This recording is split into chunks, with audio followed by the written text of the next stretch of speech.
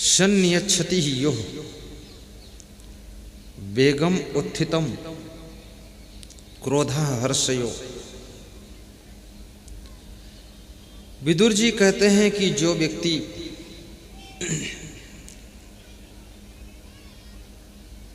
दुख के आने पर भी दुखी नहीं होता है और सुख के आने पर जिसके अंदर फुलाव नहीं होता है, अभिमान नहीं आता है कि मैं सुखी हूं, वो राज लक्ष्मी का अधिकारी बनता है। चुनाव में जीत हो जाए, जीतने का बहुत भयंकर जुलूस मत निकालना, और चुनाव में हार हो जाए तो अपने घर में बेडरूम में पड़े मत रहना, रोते मत रहना। हार हो जाए तो एक फूलों का हार लेकर सत्संग में चले जाना। तुमको भी हार मिली है और फूलों का हार गुरु जी को पहना देना। गुरु जी के आशीर्वाद से तुम्हारी हार में सफलता का द्वार खुलेगा और गुरु जी को फूलों का हार मिलेगा और तुम्हारा व्यवहार सुधरेगा, फिर हार जीत में बदल जाएगी। चुनाव में जीत हो जाए, गंभीरता रखना, क्योंकि ये जीत भी 5 वर्ष के लिए, इसके बाद फिर संघर्ष आ रहा। और तुम्हारा सहयोग देने वाले तो कम लोग हैं, तुम्हारी टांग खींचने वाले बहुत लोग हैं। जिसको चुनाव की जीत, जिस व्यक्ति को सफलता अभिमान न दे सके और जिसको हार परेशान न कर सके, उस व्यक्ति ने जीने की कला सीख लिया। धन की हानि हो जाए फिर भी जिसकी प्रसन्नता खंडित न हो, सामान की हानि हो जाए लेकिन खुशियां खोए ना। सामान खोया है लेकिन खुशियों को मत खोने देना। सामान तो फिर पैसों से मिल जाएगा लेकिन खुशियां खो जाएंगी, वो तो पैसों से भी नहीं मिलेगी। इन खुशियों को बचाना। भूकंप में मकान गिर जाए, दुखी मत होना। तुम ये सोचना मकान गिरा है, मकान बनाने वाला नहीं गिरा है। जब तक मकान बनाने वाला खड़ा है तो ऐसे ऐसे कितने मकान खड़ा कर देगा। इस मकान के गिरने से मैं गिरने वाला नहीं हूं, मैं पुनः मकान खड़ा करने वाला हूं।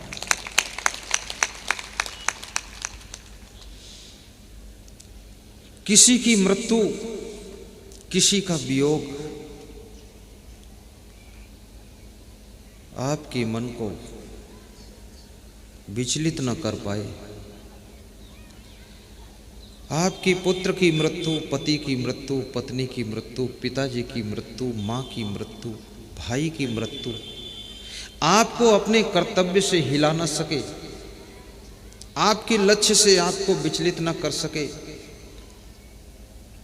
आप जो कर रहे थे बहुत बड़ा कार्य आपका था। अभी मेरा सत्संग छत्तीसगढ़ प्रदेश में था गत वर्ष। एक सज्जन ने सत्संग करवाया, बोले अकेले मिलना चाहता हूँ। मैंने कहा मिल लो। बोले घर बुलाना चाहता हूँ। हमने कहा बुला लो। बोले पति पत्नी कुछ कहना चाहता हूँ। हमने कहा कह लो। बोले टाइम तो दे दो। हमने कहा टाइम ले लो। 2 दिन का टाइम लिया, प्रवचन करवाया, घर में बुलाया, कमरे में बैठे तो उन्होंने कहा कि बेटे की मृत्यु ने हमको घायल कर दिया। हमारे 2-2 ईंट के भट्ठे हैं, सब बंद हो गए। बेटे के दुख में हम व्यथित हो गए। ये मेरी वाइफ है, बेटे के कपड़े देख देख कर रोती है, बेटे का रूम देख कर रोती है, उसके बेड को पकड़ कर रोती है। और कहती है बेटा नहीं रहा तो क्या होगा। तो मैं इसको समझाता हूँ कि 2 बेटे तो और हैं। बोले ये हैं तो, लेकिन एक वो कहाँ मिलेगा, ये समझती नहीं। और जब ये रोती है तो मैं भी इसके साथ दुखी हो जाता हूँ। तो 1 वर्ष में सारा बिजनेस 0 पर चला गया है। मैं गरीब हो गया हूँ गुरुदेव, मैं तरस रहा हूँ इस समय एक एक पैसे को, क्योंकि मेरे 2-2 ईंट फैक्ट्रियाँ बंद हो गई हैं। मेरा राइस मिल था वो भी बंद हो गया है। मेरी खेती बाड़ी सब खराब हो गई है। घर में रोना धोना ही चलता है। तो मैंने उनको आधा घंटे फिर ज्ञान दिया, परम ज्ञान दिया। वो ज्ञान आपको नहीं देता हूँ, नहीं तो आप कभी नहीं रोओगे। इसलिए नहीं देता हूँ कि थोड़ा रोना भी चाहिए। बिल्कुल न रोने से भी गड़बड़ है। बिल्कुल यदि नहीं रोओगे तो आपको हार्ट अटैक होगा। इसलिए महीने में 1-2 बार रो लिया करो। और पति पत्नी दोनों साथ साथ अगर रोओगे ना, तर जाओगे भवसागर। भाई भाई साथ साथ रो, पिता पुत्र साथ साथ रो, पति पत्नी एक कमरे में बैठकर रो लो। तुम उनके आंसू पोंछो, वे तुम्हारे आंसू पोंछें, तो तुम्हारी फैमिली कभी टूटेगी नहीं। ये आंसुओं में बंद करके फैमिली रहेगी, करुणा बांधेगी इसको। जिस परिवार के सदस्य एक दूसरे के लिए आंखें नम कर लेते हैं, आंखें उनकी डबडबा जाती हैं। एक दूसरे की चर्चा करते करते, गुणगान करते करते उनकी आंखें आंसुओं से भर जाती है। याद रखना वो परिवार मजबूती से बंधा हुआ है। और जिस परिवार में पति को देखकर पत्नी के आंखों में गुस्सा आता है, पत्नी को देख कर के पति की आंखें लाल होती है, वो परिवार बहुत जल्दी बिखरने वाला है। परिवार तो करुणा से जुड़ सकता है, आंसुओं से जुड़ सकता है। परिवार तो आपकी नम्रता से जुड़ता है। संगठन की जान है आपस का प्रेम, और जहां आपस में प्रेम है वही स्वर्ग है। स्वर्ग आकाश में नहीं है, नरक पाताल में नहीं है। जहाँ जहाँ तुम प्रेम करते हो वहाँ वहाँ स्वर्ग की अनुभूति होती है। और जहाँ जहाँ तुम द्वेष करते हो, नफरत करते हो, ईर्ष्या करते हो, वहाँ वहाँ नरक की अनुभूति होती है। आप अपना कितना बड़ा स्वर्ग बना सकते हो और आप अपने लिए स्पेशल नरक भी बना सकते हो। ये सब तुम्हारे हाथों का खेल है। इसलिए हे भाइयों बहनों, अपना स्वर्ग बड़ा बनाइए और बड़ा सुख पाइए। ताली थोड़ा जोर से बजाया करो। और हर वर्ष हमको इस क्षेत्र में बुलाया करो। बुलाओगे कि नहीं? हैं? बुलाओगे? बस तुम ये कहा करो हमारे क्षेत्र में हर वर्ष आओ। कोई एक स्थान का नाम मत लो, बस ये कहो हमारे क्षेत्र में हर वर्ष आओ। तो क्षेत्र तो बहुत बड़ा है, हम कहाँ आएंगे फिर? एक नेता हमारे सत्संग में खड़ा हुआ तो बोला कि मैं गुरुदेव से निवेदन करता हूं कि हमारे विधानसभा क्षेत्र में हर वर्ष आइए। तो हमने कहा बड़ा खिलाड़ी है, ऐसा बोलता है हमारे विधानसभा क्षेत्र में हर वर्ष आइए। तो विधानसभा क्षेत्र तो 300 गांव का है, मैं आऊं कहाँ, ये तो पक्का कर ले। होशियार था वो, सोचता था एक जगह निश्चित करूंगा तो वहीं आएंगे, तो हमको खर्चा करना पड़ेगा। इसलिए पूरी विधानसभा क्षेत्र में हमको झोंक दिया उसने। तो मैंने माइक लिया, मैंने कहा पक्का करो किस गांव में आऊं, और तुमको मेन हेड बनना पड़ेगा। अगर नहीं बुलाओगे, अब कह चुके हो तो नुकसान होगा। तो अगले चुनाव में वो हार गया और बुलाया भी नहीं। तो फिर मिला तो हमने कहा नहीं बुलाए इसलिए हार गए। बोले अब फिर बुलाता हूँ आ जाना। तो हमने कहा 5 साल हार गए, क्यों बुलाओगे फालतू? फिर टिकट लेना तब बुलाना, जीत जाओगे। सत्संग के पुण्य से जीत भी होती है, सत्संग के पुण्य से सुख मिलता है, सत्संग के पुण्य से घर की उन्नति होती है, सत्संग के पुण्य से घर में शांति आती है और सत्संग के पुण्य से सद्बुद्धि मिलती है। 5 चीजें सत्संग के प्रभाव से मिलती हैं, वे आज मैं आपके बीच में प्रकट कर रहा हूं। सीधे बैठकर गाओ। मति कीरति गति भूति भलाई, जब जेहि जतन जहाँ जेहि पाई। मति कीरति गति भूति भलाई। रामायण का क्षेत्र लग रहा है, कुछ रामायण इधर ज्यादा प्रेम रखते लोग। राम का प्रभाव, क्योंकि चौपाई को आपने खींच कर गाया, बिल्कुल 2 फीट लंबा खींचा। मति कीरति गति भूति भलाई। ऐसा अच्छा गाओगे तो अगले साल आऊंगा तो क्या होगा जानते हो? तुम इधर बैठकर गाओगे, हम उधर बैठकर सुनेंगे। बहुत प्यारा गाते हो तुम। धन्य है अजनास, धन्य है देवास, धन्य है सतवास, धन्य है आपका प्रेम, आपका गला भी धन्य है। आपके माता पिता धन्य हैं, आपके भाई बहन धन्य है, आपका गांव धन्य है जो आपके मन में भक्ति है। धन्या माता पिता धन्यो गोत्रम धन्यम कुलोद्भवा, धन्याचा वसुधा देवी यत्र शाद गुरु भक्तता। स्कंद पुराण में पार्वती जी से शिव जी कह रहे हैं कि वह माँ धन्य है, वो पिता धन्य है, वो धरती धन्य है, वह कुल गोत्र धन्य है, वह गांव धन्य है जहां पर भक्त का जन्म होता है। तो तुम्हारा जन्म जहां हुआ है वो धरती धन्य है। मति कीरति गति भूति भलाई। वाह वाह, पहला अनुभव है मध्य प्रदेश का, कहीं ऐसा कोई नहीं गाया है। जहां मैंने गवाया तो समझ में नहीं आता गाते हैं कि रोते हैं। यहां लगा कि लोग गाते हैं। मति कीरति गति भूति भलाई। जय हो। जब जेहि जतन जहाँ जेहि पाई, जब जेहि जतन जहाँ जेहि पाई, जब जेहि जतन जहाँ जेहि पाई। मति कीरति गति भूति भलाई। लोकहु वेद नयान उपाऊ, लोकहु वेद नयान उपाऊ। सो जानहु सतसंग प्रभाव। सत्संग के प्रभाव से सो जानहु सतसंग प्रभाव। लोकहु वेद नयान उपाऊ।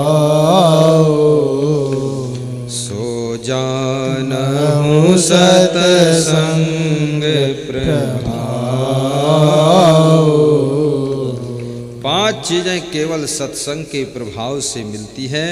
संसार में और वेदों में शास्त्रों में भी इसका कोई उपाय नहीं है। ये 5 चीजें केवल सत्संग से मिलती है। कौन कौन? बड़ी अमूल्य चीजें हैं ये। ना तो बाजार में मिलती हैं, ना उधार में मिलती हैं, ना मांगने से मिलती हैं, ना चालाकी से मिलती हैं। और जिसके पास में ये 5 चीजें ना हो तो उस आदमी के जिंदा और मुर्दा में कोई अंतर नहीं रहता है। 5 चीजें कौन कौन? 5 चीजें हैं। नंबर 1 मति। मति कहते हैं सद्बुद्धि को। सद्बुद्धि केवल सत्संग के प्रभाव से मिलती है। राम और रावण में अंतर सिर्फ इतना ही है, राम को सत्संग मिला, तो राम की सद्बुद्धि प्रकट हो। रावण को सत्संग नहीं मिला, सत्संग से विरोध किया रावण ने, तो रावण के पास में दुर्बुद्धि हो गई। जिसके पास सद्बुद्धि थी वो भगवान कहे गए, और जिनके पास दुर्बुद्धि थी वो राक्षस कहे गए। सद्बुद्धि आपको भगवान बना देती है, महान बना देती है, इंसान बना देती है और बुद्धिमान बना देती है, और दुर्बुद्धि आपका पतन कर देती है, पतन कर देती है। सद्बुद्धि प्राप्त करो, सद्बुद्धि। जैसे आप देखते होंगे एक चोर है, चोर के पास बुद्धि कम नहीं हो, बहुत बुद्धि है। आपके घर में रखा हुआ सामान कभी कभी आप ढूंढते हो, नहीं पाते हो, और चोर कभी आपके घर में नहीं आया है, रात में आता है, अंधेरे में आता है और जानता भी नहीं है, लेकिन एक बार में उसका हाथ वहीं पहुंचता जहां सामान है। कितनी बुद्धि समझ लो, अंतर्यामी है चोर। बुद्धि है लेकिन बुद्धि में शुद्धि नहीं है, क्योंकि सत्संग नहीं मिला, इसलिए अपनी बुद्धि को चोरी में लगा रहा है। अगर उसके पास सद्बुद्धि आ जाए, सत्संग मिल जाए, तो उस बुद्धि से चोरी नहीं करेगा। उस बुद्धि से, इतनी पैनी बुद्धि से बिजनेस करेगा, धन कमाएगा, और उस धन को दान करेगा, सत्संग कराएगा, प्रोग्राम करेगा, और हजारों को ज्ञान दिलाएगा, सबका कल्याण करेगा। याद रखना, सद्बुद्धि जब आती है तब आदमी जन कल्याण करने लग जाता है, समाज सुधार करने लग जाता है, और जब दुर्बुद्धि आती है तो खुद का भी बिगाड़ करने लग जाता है। इसलिए सद्बुद्धि प्राप्त करना है तो सत्संग में जाओ। मत कीर्ति। और दूसरी चीज कीर्ति। कीर्ति किसे कहते हैं? कीर्ति माने यश होता है, कीर्ति माने नाम होता है। नाम होना भी बहुत जरूरी है, बदनाम नहीं होना चाहिए, नाम होना चाहिए। मैथिली शरण गुप्त ने कहा है, नर हो न निराश करो मन को, कुछ काम करो, कुछ काम करो, और जग में रहकर कुछ नाम करो। डेड बॉडी बन करके मत जियो। नाम तो तभी होगा जब कुछ अच्छा काम होगा। इसलिए जिनके अंदर ये इच्छा है कि मेरा नाम हो, ये मेरा नाम होने की इच्छा उनके द्वारा बहुत बड़ा काम करवाएगी। अगर नाम की इच्छा है तो काम आपको करना ही पड़ेगा। जब बहुत महान काम करोगे तो आपका बहुत बड़ा नाम होगा, और नाम होना भी चाहिए। जैसे भगवान राम का नाम हुआ, भगवान कृष्ण का नाम हुआ, संत कबीर का नाम हुआ, क्षमादेव का नाम हुआ, तो क्यों हुआ? क्योंकि उन्होंने बहुत बड़ा काम किया, इसलिए नाम हुआ। रावण का बदनाम हुआ क्योंकि बहुत गलत काम किया, इसलिए बदनाम हुआ। तो आपका बदनाम ना हो, आपका नाम हो। तो नाम कैसे होगा? नाम तब होगा जब बड़ा काम होगा। तो बड़ा काम कैसे होगा? जब आपको सत्संग मिलेगा तो आपको सद्बुद्धि मिलेगी, तो सद्बुद्धि से महान काम करोगे तो आपका दुनिया में यश फैलेगा, सम्मान होगा। अभी टीवी चैनल को आपने देखा होगा तो ये अजवास का नाम लिखकर पट्टी में आ रहा है। आ रहा कि नहीं आ रहा? इस अजवास को तो देवास जिले के ही सभी लोग नहीं जानते थे। आज इस अजवास का नाम 30 करोड़ लोग पूरे वर्ल्ड में पढ़ रहे हैं। 30 करोड़ लोग प्रवचन सुनते हैं मेरा। कितने लोग? 30 करोड़। हर रोज 1000-2000 की संख्या बढ़ती जा रही है। 30 करोड़ लोग पढ़ रहे हैं कि आज गुरुदेव अजवास में है। हमारे पास फोन आता है पंजाब से, गुरुदेव अजवास जा रहे हो। तो हमने कहा तुम कैसे जान गए? बोले टीवी बता रही है। कल फोन आया दौसा जिले से, राजस्थान से, कि मैं भी आ रहा हूँ अजवास। तो हमने कहा तुम क्यों आ रहे हो? बोले तुम जा रहे हो अजवास तो मैं आ रहा हूँ। मैंने कहा कहाँ से आ रहे हो? बोले दिल्ली से। तो हमने कहा रहते तो यूपी में हो। बोले मेरा नाम हर्षित पटेल है, मैं आपके दर्शन के लिए निकला हूँ, अजवास आ रहा हूँ। तो मैंने कहा आ जाओ अजवास। तो मैंने कहा रास्ता बताऊँ? बोले मैं सर्च कर लूँगा, आप तो अपना काम करो गुरुदेव, सर्च कर लूँगा। अजवास, इस गाँव का यश कितना फैल गया, कीर्ति कितनी हो गई, कितना नाम हो गया, क्योंकि इस गांव में भक्तों का जन्म हो गया। आप जैसे प्रेमी सत्संगियों का यहाँ जन्म ना होता, रहना ना होता, ये गोकुल सियोटा यहाँ ना होते, नंदराम सियोटा ना होते, राधे श्याम सियोटा ना होते, और एक भाई और क्या नाम, तुलसी राम सियोटा, ये 4 भाई सियोटा और इनके 8 बच्चे, वो भी सियोटा। ये सियोटा परिवार ने अगुवाई किया और फिर तो मुझे ऐसा लगता है अजनास पूरा सियोटा ही है। जिसको देखो वही सेवा में जुटा हुआ है, वही दौड़ रहा है। अजनास के बच्चे बच्चे को, जवान जवान को, बूढ़े बूढ़े को और माताओं बहनों को, सबको मेरी व्यास गादी धन्यवाद दे रही है कि सब ने मेहनत किया है इसमें। हमारे श्री गोकुल प्रसाद जी सियोटा कह रहे थे, गुरुदेव मैं तो प्रोग्राम लिया हूं, बाकी अजनास पूरा गांव लगा हुआ है, पूरे लोग मेहनत कर रहे हैं, छोटी सेवा हम भी कर रहे हैं, पूरे गांव का सम्मान उनकी नज़रों में है और धन्य है ये गांव। और मैं तो आपसे निवेदन करूंगा, कहीं भी मेरा प्रोग्राम हो तो आप लोग भी उसमें अपना अपना पुण्य बटा लेना। ये मत सोचना कि उसी के माथे छोड़ दूं, माथे वाथे नहीं, कर तो लेगा, लेकिन तुम्हें अवसर मिला है तो तुम भी उसमें पुण्य बांट लो। जितनी सेवा तन से, मन से, धन से कर पाओ कर लो, क्योंकि जो जितना सेवा करता है उतना % पुण्य उसके खाते में जमा होता है। और सत्संग से बड़ा पुण्य और कहीं कुछ होता नहीं है। इसलिए सत्संग को तीर्थ भी कहा गया है और संतों को तीर्थ का रूप कहा गया है। और सत्संग में सेवा करने वाले लोग चारों धाम का फल पा जाते हैं। तो आप सेवा जरूर करना। मति कीरति गति भूति भलाई, जब जही जतन जहाँ जही पाई। सो जानहु सतसंग प्रभाव, लोकहु वेद नयन उपाव। सो जानहु सतसंग प्रभाव, जय हो। लोकहु वेद नयन उपाव, लोकहु वेद नयन उपाव। मति कीरति गति भूति भलाई, जब जही जतन जहाँ जही पाई। मति कीरति गति भूति भलाई, जब जही जतन जहाँ जही पाई। सो जानहु सतसंग प्रभाव, लोकहु वेद नयन उपाव।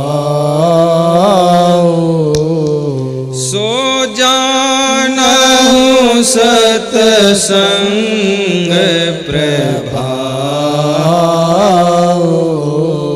लोकहु वेद नयन उपाव।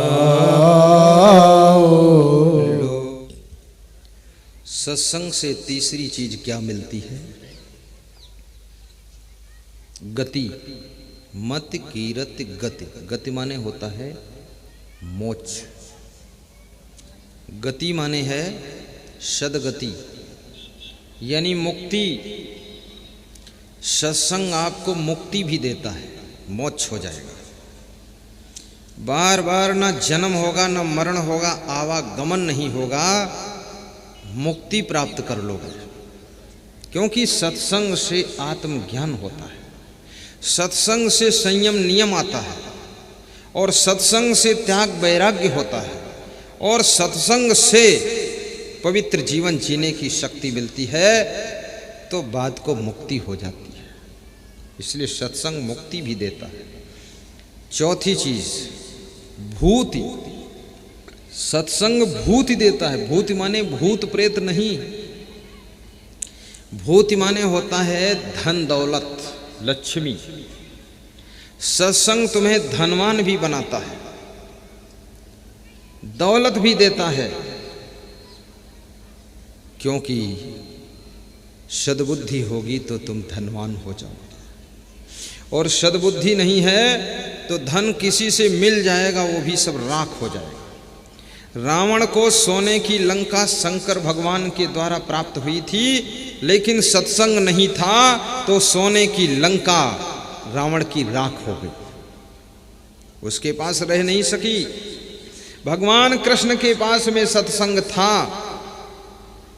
मथुरा छोड़कर, गोकुल छोड़कर द्वारिका आए थे और द्वारिका में भी सोने की द्वारिका तैयार हो गई और भगवान कृष्ण उसमें भजन करते थे।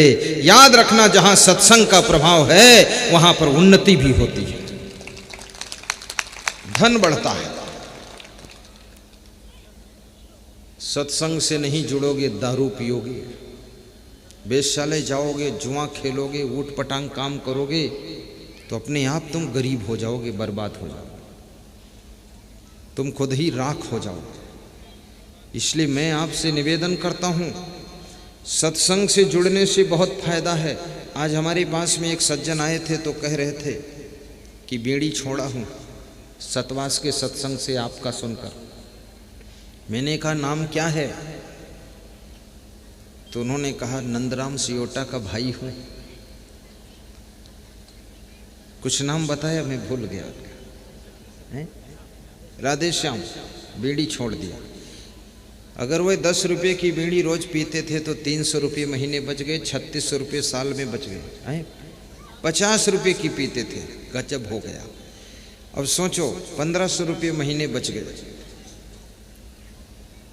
1500 रुपये महीने कितना? अब जोड़ दो कितना बच गया। 18,000 रुपये साल में बचे। 10 साल में 1,80,000 बच गए। तो 10 साल बाद तो अकेले बुला सकते हैं, बीड़ी की बचत से प्रोग्राम करा सकते हैं। और आयोजक लिख दें कि बीड़ी की बचत का प्रोग्राम है, यही आयोजक है, बीड़ी आयोजन कर रही है। और इसमें इतने लोग बैठे हैं। मैं आज आपसे दान मांगता हूं कि अपनी एक एक आदत दान कर दो। बीड़ी पीने की आदत है, उसे दान कर दो तो 50 रुपया नित्य बचेगा।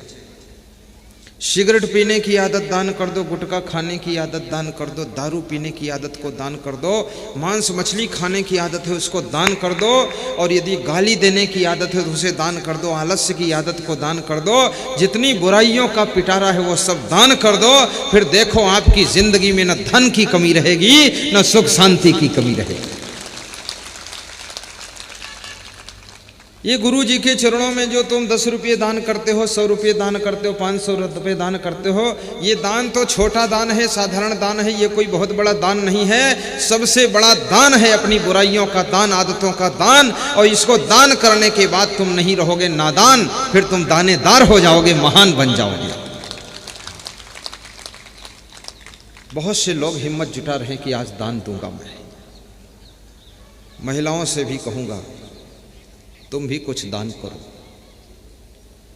अगर भोजन बनाने का मन नहीं होता है तो इस आदत को दान करो, भोजन टाइम पर बना दिया करो। अगर गुस्सा ज़्यादा आती है, नाराज होकर के कहती हो सिर दर्द है और लेट जाती हो, 10 दिन पड़ी रहती हो, तो इस आदत को दान कर दो। अब कभी नाराज ना होना और मत कहना कि सिर दर्द है, ये कहना कि बिल्कुल सिर ठीक है और दूसरे का भी सिर ठीक कर दूंगी, चलो काम चालू करो। आलस्य की आदत को भी दान दीजिए।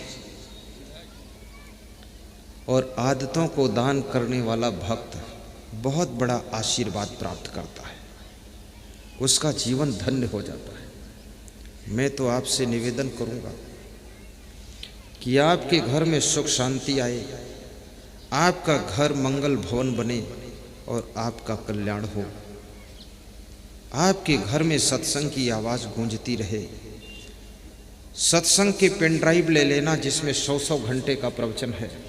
सत्संग के मेमोरी कार्ड ले लेना दुकान से, जहां 50 घंटे का प्रवचन भरा हुआ है। और एक विषय पर प्रवचन नहीं है, जिंदगी के हजारों विषयों पर प्रवचन किया गया है। धीरे धीरे मधुर मधुर सुनते रहना। भजन की पुस्तक खरीद लेना, भजनावली, जिसमें भजन है, याद कर लो, गाते रहो। प्रवचन की पुस्तकें भी छपी हैं, जिंदगी जिए तो कैसे जिए, नई पुस्तक अभी बनाया हूं। और बरसे कंबल भीजे पानी, ये नई पुस्तक की रचना किया हूं। कंबल बरस रहा, पानी भीग रहा, उसके अंदर आश्चर्यजनक ज्ञान है। और सुख की खोज, ये नई पुस्तक है। जीने की राह, ये बहुत पुरानी पुस्तक चल रही 20 साल से।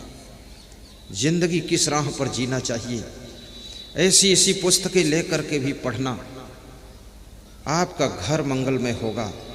10 मिनट का समय सुबह और 10 मिनट का समय शाम को निकालना भक्ति के लिए, ध्यान के लिए, पूजा पाठ के लिए।